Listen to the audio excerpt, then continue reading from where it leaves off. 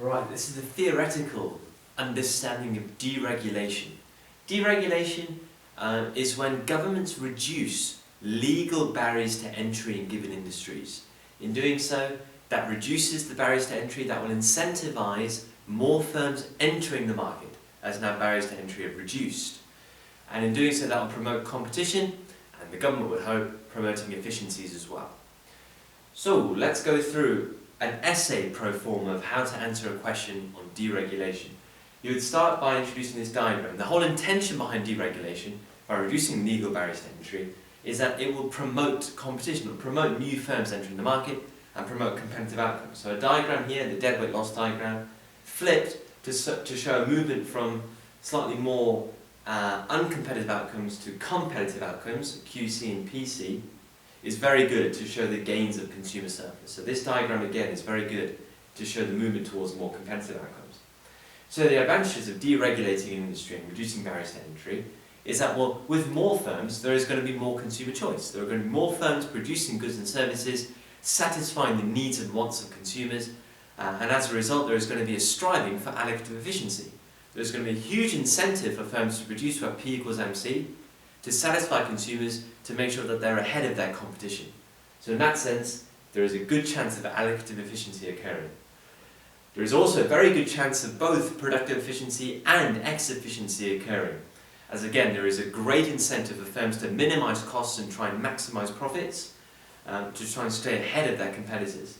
So firms to produce to the minimum point on the average cost curve is very, very desirable, as is reducing any waste that there is in the firm. So productive efficiency and efficiency is likely to increase. There is also likely to be an increase in dynamic efficiency. Even though markets might be very competitive, there are likely to be some sorts of profits made which can be reinvested again and again. And the reason they'll be reinvested is again because with high competition, with more firms in the market, any chance to get ahead will be taken. If that means investing in brand new products, in innovation, in research and development, in new technology, then so be it. The firm should get involved with it so that over time they can reduce their costs, they can reduce their prices and gain market share. So chances are you can see an increase in dynamic efficiency as well. But there are some problems. If previously there was a natural monopoly, by deregulating the market and allowing new firms to enter the market, we might see a loss of that natural monopoly, which isn't a good thing because that might lead, one, to a reduction in average costs, an increase in average costs, to a reduction therefore in productive efficiency because the economies of scale benefits are not going to be seen anymore because more firms have now entered the market. And also you might see a wasteful duplication of resources. So with a natural monopoly it makes sense for there to be one major firm dominating and providing all the resources for that market. Whereas by deregulating the market and allowing more firms to duplicate these resources, you might open yourself up for waste. So wasteful duplication of resources will actually lead to allocative inefficiency. Resources not best allocated to consumers' demand if we're duplicating them for no good reason. So that's a big, big argument against deregulation. If there was a natural monopoly, then you might argue there is no need to deregulate. Let that natural monopoly exist. At the same time, with deregulation, there is no guarantee as to what's going to happen. There is no guarantee that you're going to have huge levels of competition everywhere in a given country. You might have local monopolies or local oligopolies being formed, which could abuse their power and actually cause higher prices and lower quantities. Allocative inefficiency and productive inefficiency could well occur as a result of that. So this is a big problem that might occur through deregulation, seen very much in the UK with bus market deregulation. Local monopolies have formed, which have caused higher prices than what the intentions were initially. Overall, whether deregulation is going to work or not depends on the short run versus the long run outcomes.